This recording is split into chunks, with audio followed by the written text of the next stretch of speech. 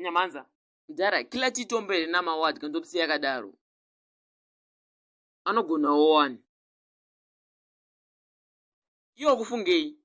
ngabude hako. Yes chimfana chedu but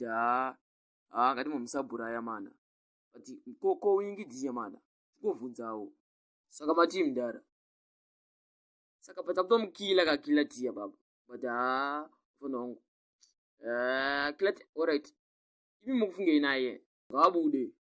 varifunga tokila ti izozvi dzevapi simza yemaoko ibho wako mana ibhobhokani saka kila ti ngabude kuti ubuda chako chaiko vatare tombomuona kunoku ndimi masarudza mega inini hangu ndakabaya saraiva zvakanaka fesa anodyawo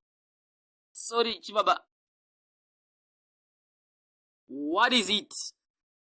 todedi kushanda nawingidhi mudhara yagafa rinodya mudhara pamberi nayo wingidhi